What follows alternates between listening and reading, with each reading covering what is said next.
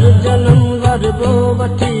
हर जन्म वरबो मिठा महरान में मिलबो मिठा महरान में मिलबो खत्म ऊंधाए की रीली खत्म ऊंधाए की रीली चिट्ठी चांदान में मिलबो मिठा महरान में मिलबो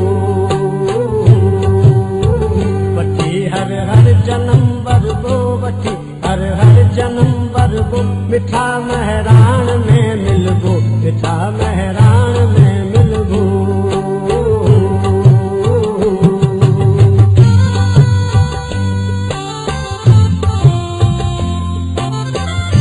शहीद मोहम्मद फाज़ल राहू सिंध जो कुंड कुर्छ में आज़ादी जूं राहूं ॾेखारे वियो ऐं हारनि खे हक़ वठण जे लाइ मज़दूरनि खे हक़ वठण जे लाइ ऐं इहो सबक़ु सेखारे वियो त तव्हां कंहिंजा ग़ुलाम न थियो सिंध कंहिंजी ग़ुलाम न आहे सिंध जूं औरतूं कंहिंजूं ग़ुलाम न आहिनि सिंध जा हारी कंहिंजा ग़ुलाम न आहिनि सिंध जा मज़दूर कंहिंजा ग़ुलाम न आहिनि असां वॾेरनि जा ग़ुलाम न आहियूं उहे वॾेरा जेके हारनि सां ज़ुल्म कंदा हुआ उहे वॾेरा जेके सिंध खे यरगमाल बणाए छॾियो अथनि जे माण्हुनि जा हक़ फबायूं वेठा आहिनि सिंधू दरिया ते धाड़ा हयूं वेठा आहिनि सिंध जूं ज़मीनूं ते धाड़ा हयूं वेठा आहिनि सिंधियुनि जा फसल तबाह करे छॾिया अथनि सिंधी क़ौम सुजाॻ थियूं पंहिंजा हक़ वठूं गीत गाईंदा चूं नए जहां में हिक नऊं जहां बनाईंदा चूं जहां खे ॾियो मुबारकूं असीं शहीद मोहम्मद फाज़ल राहू उन वक़्त जे हुकुमराननि जे अख में हिकु कंडो हो जंहिंजी अॼु पाण 38 साल घर मल्हाए रहिया आहियूं पर हीउ उहो ई हुयो त जसरो जस खरो ॿिया मिड़ेई मीर मिटी इन खमीर असुलु हुई एतिरी त फाज़ल साहिब खां पोइ उन ज़िले में अहिड़ो को जुंग जवान पैदा कोन थियो फाज़ल राहू रुगो अवामी पुरहतारी कयो न पर पूरी सिंध जो शहीद आहे ऐं हुन जेकी मज़ाहमत कई जिदोजहद कई उन पूरी सिंध लाइ कई इन लाइ असां सभिनी जो उहो शहीद आहे ऐं असां सभिनी जो हीरो आहे पर मां जस थो ॾियां अवामी पुरहतारीक खे जो अॼु पंहिंजे हीरनि खे ऐं पंहिंजे क़ौमी जेके आहिनि उन्हनि खे यादि पई करे असां गुज़िरियल साल वाहीअ में वरसी मल्हाई अॼु असां दादू प्रेस क्लब ते पिया मल्हायूं फाज़ल राहूअ जो जिदोजहद ई हारनि जे लाइ अॼु उन्हनि हारनि खां ज़मीनूं बि थियूं कसिजनि काछे में पर पूरी सिंध में रसूल बख्श पले जी जिदोजहद ई कालाबाग डैम लाइ पर अॼु उहो असां खां सिंधू दरिया खसियो पियो वञे इन जिदोजहदनि खे वरजायूं पंहिंजूं ज़मीनूं बचायूं पंहिंजा दरिया बचायूं उथो संदरा बदो शहीद कयो वियो त उन ॾुख खे उन तकलीफ़ खे घटि करण जे लाइ हुनजी जॾहिं वरसी पे मल्हाई वई त सॼी सिंध मां काफ़िला सियासी ताक़त तौरु निकिता ऐं पैदल मार्चूं करे शहीद इमाम फाज़ल राहू जी वरसी में शिरकत कई अॼु पाण जे अज़ीम हस्ती जी वरसी मल्हाए रहिया आहियूं ज़ाहिरी तरह सां हू असां सां गॾु कोन्हे जिस्मानी तरह सां पाण हुनखे ॾिठो बि न आहे पाण मिलिया बि न आहियूं पर नज़रियाती तरह सां असां अॼु बि इहो दावा करे सघूं था त असांजो क़ाइद ज़िंदा आहे ऐं उहो असां सां गॾु आहे तरीक़ तरफ़ां शहीद अवाम मोहतरम फाज़ल राहू जी 38 वरसी मल्हाए पई वञे ऐं हिन मौक़े ते जेके बि माण्हू गॾु थिया आहिनि पहुता आहिनि उहे मोहतरम शहीद फाज़ल राहू जा पोइ लॻ आहिनि गुलनि खे पुकारे खणो काफ़िलनि सां कननि खे लताड़े वधो काफ़िलनि सां गुलनि खे पुकारे खणो काफ़िलनि सां घणी माठ थी आहे उथो हौसलनि सां नए मौसमनि जी नए ताक़तनि सां अचो पाण अटकूं नए काफ़िलनि सां मता रातकारी छॾे रूह ॿारे ॿधो ॿोल ॿीहर अबाननि पखनि सां सड़ल चादरनि ई पुराणनि पखनि सां वॾो कहर थियो आहे फुलियुनि ई फाज़ल जो अॼु 38 पाण वरसी मल्हाए रहियो 38 साल फाज़ल साहिब खे थी विया आहिनि जुदा पर असीं चऊं था फाज़ल असां सां गॾु आहे हर रूप में अॼु जेके इहे मेड़ाका थियनि पिया जलसा थियनि पिया रेलियूं थियनि पियूं शाट मार्चूं थियनि पियूं फाज़िल जो नज़रियो फाज़िल असां सां गॾु आहे। फाज़िल साहिबु उहो माण्हू हुयो, फाज़िल साहिब जी दरबाती खे जेका गुज़ारे वई, उनजो जनाज़ो पियो आहे घर में।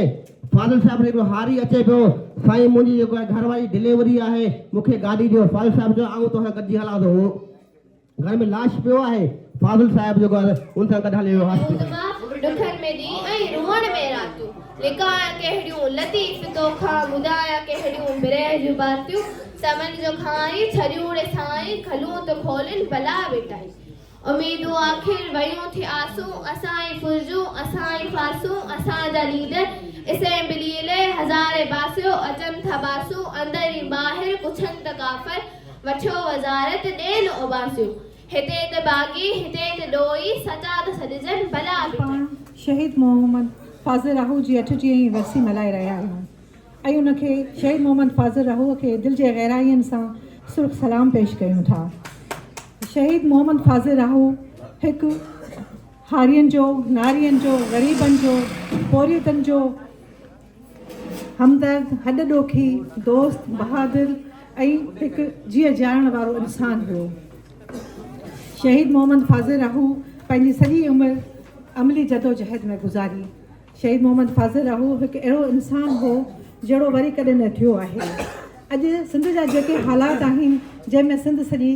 तबाह ऐं नीलाम थी चुकी आहे, सिंध जो पाणी, सिंध जी ज़मीनूं, सिंध जी तइलीम, सिंध जूं अस्पतालूं, हर शइ सिंध जी तबाह थी चुकी आहे। उते शहीद मोहम्मद फाज़िल राहू जहिड़े माण्हुनि जी शदीद कमी महसूस थी रही आहे। अचो त पाण अॼु सभु गॾिजी 8वीं वरसीअ जे मौक़े ते ऐं शहीद खे सुर्ख सलाम ॾींदे इहो अहद करियूं ऐं शहीद जे छॾील राह ते हलूं ऐं पाण ऐं पंहिंजे क़ौम जे लाइ, पंहिंजे वतन लाइ कुझु थियूं ऐं हिकु जीअ जियारा इंसान थियूं। कहिड़ियुनि हालतुनि में थियो हो, अॻियां मुसीबत, पुठियां मुसीबत, खॿे सॼे सिर मथां मुसीबत, विचां ॿधी जेकी जीअनि था उहे असां मां, उहे असां मां।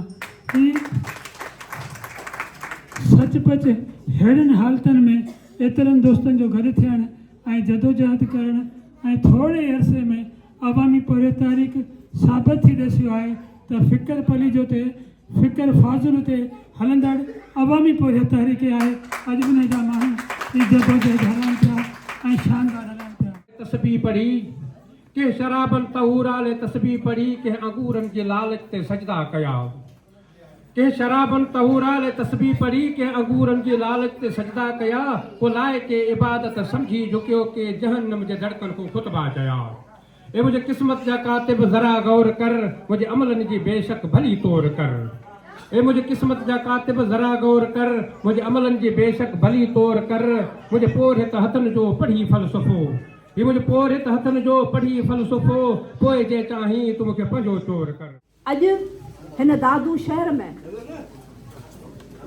जेको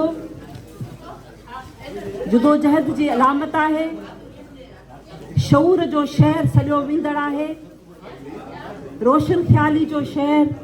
उस्ताद बुखारी जो शहर, उन शहर में अॼु पाण पंहिंजे अज़ीम अॻवान खे ख़राज अक़ीदत पेश करण जे लाइ, ट्रिब्यूट पेश करण जे लाइ, सुर्ख सलाम पेश करण जे लाइ पाण सभु हिते गॾु थिया आहियूं। अवां पाण सभिनी खे ख़बर आहे त तारीख़ जिन क़ौमुनि ते ॾुख अचे थो, क़ौमुनि ते बरबरीत जो टाइम अचे थो, जॾहिं बेपनाह हिकिड़ी शिदत सां के माण्हू जे के वॾे किरदार जी घुर्ज पैदा थिए थी त क़ौमूं उन तारीख़ खे, उन तारीख़ी किरदार खे जनमु ॾियनि थियूं। जंहिं शहर मां या जंहिं नंढड़े ॻोठ मां फाज़िल जनमु वरितो उहो हिकिड़ो आम पुठिते पल, तमामु पुठिते पल, ठठो ऐं बदीन एॾो पुठिते पल जो माण्हू हींअर जॾहिं ठठे ऐं बदीन में वञनि था त हैरान थी था, ही त सफ़ा चरिया माण्हू, न पैसो, न सम्झ, न अकुल। उन शहर मां ऐं जॾहिं फाज़िल शौरी रस्तो वरितो उहो उन जे अंदरि में हुयो। हीउ जेको शौर आहे या जंहिंखे पाण क़ौमी गैरत चऊं था या पंहिंजे माण्हू माण्हुनि सां गॾु बीहण जी गैरत चऊं था या कंहिंजी मदद जी या उन्हनि सां गॾु सलाहजण जी, उन्हनि खे गॾु खणी हलण जी, उन्हनि सां पाह ॿेली थियण जो जेको जज़्बो हो, जेका उन में जेका इहो गुण हो उहो फाज़िल जे अंदरि हुयो, मौजूदु हुयो। ऐं जॾहिं हू रसूल बख़्श पलीजे सां मिलियो त पोइ उन्हनि ॿिन्ही खे इहो अहसासु थियो त हिननि ॿिन्ही माण्हुनि जो गॾु हुजणु तमामु ज़रूरी आहे। फाज़िल जी जेका जदोजहदनि जी जेका तारीख़ आहे उहा तमामु वॾी तारीख़ आहे, जंहिंमें सिंध सम्झो त 70 सालनि खां जेको भोॻे पई ऐं लोढ़े पई। उन में 1 यूनिट जो दौरु हो, मार्शल आर्ट जो दौरु हो, अयूब जो दौरु हो। त फाज़िल उन्हनि सभिनी तहरीकनि में पंहिंजो किरदारु कीअं निभायो। जेकॾहिं चाहे हा त 1000 एकड़ ज़मीन हिन थोरी मां वधीक ज़मीन ठाहे उन वक़्तु वॾो हिकिड़ो ज़मींदार थी वञे हा, हिकिड़ो भोतारनि सां गॾु सलाह जी हिकिड़ो टे घणे हा त हीउ बाबा भोतारनि जो माण्हू आहे, पर हुनखे इहे शयूं नथे वणियूं, हुनखे माण्हू ते वणिया, उहे ग़रीब मिसकीन पेरनि उघाड़ा। पर सभ खां वॾो जेको लाज़वाल कमु आहे उहो आहे सिंध जे औरत खे सियासी शऊर ॾेई, सियासी तंज़ीम ॾेई सिंध जे औरत खे पाण सां गॾु खणी हलियो। ऐं उहो रसूल बख्श पली जो हो ऐं हीउ फाज़िल हो, जे पंहिंजे घर मां ॿार कढिया। असांजी शहीद भेण नज़ीरा वाही पांदी में उनखे शहीद कयो हो, घर वेठे बेगुनाह, न को बि उनजो ॾोह कोन्हो। हे भोतार आया जेके हीअं मस्तु हलनि पिया, उन्हनि गोलियूं हणी शहीद कयो, पर उनजी न को FIR कटिजी।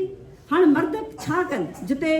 ॾंडे जो हुकूमत हुजे, ज़ोर ऐं ज़ुल्म जी हुकूमत ते, जिते जबर हुजे उते छा कजे। हे औरतूं हुयूं जेके पुलिस सां विड़ियूं, हे औरतूं रोडनि ते महीननि जा महीना हिननि रोडनि ते रोड ब्लॉक कया, मुज़ाहिरा कया, पुलिस सां विड़ियूं, थाणनि ते वयूं। इहा सॼी तरबियत रसूल बख्श पलीजे जी ऐं फाज़िल जी हुई। हीउ जेको तमामु ख़तरनाक चौधारी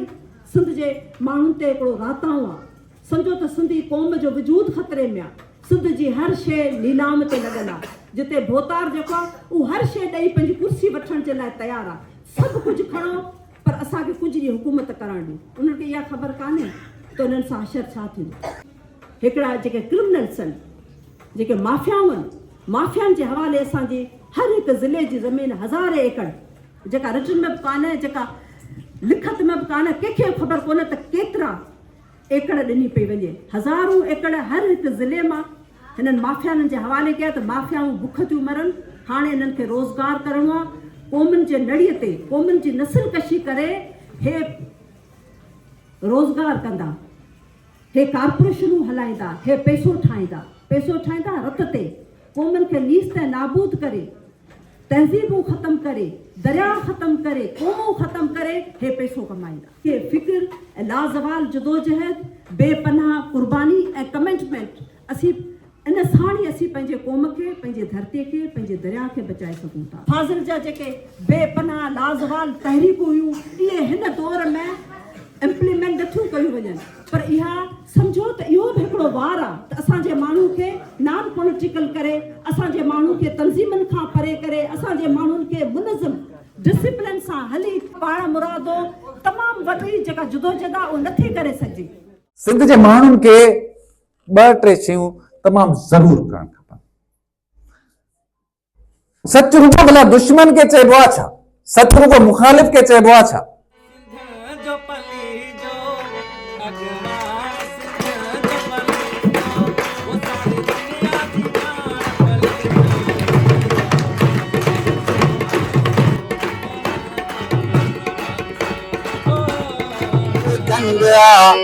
मुझको सा गंगा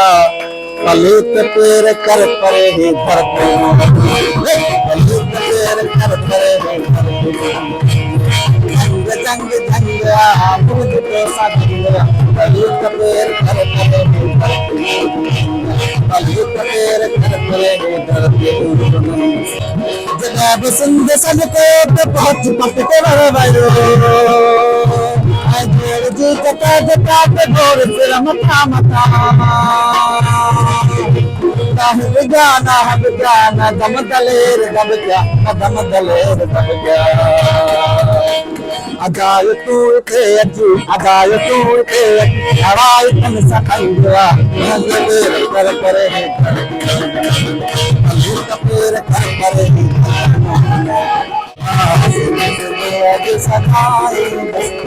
जो अमर पीर तुझो अमर पीर मलाई बस तुझो अमर पीर मलाई बस तुझो चल खीर मलाई जैसे तुझो अमर खीर मलाई सिद्ध सिंधु अति सखाए तुझो अमर खीर सिद्ध सिंधु अति सखाए तुझो अमर खीर तुझो चल खीर मलाई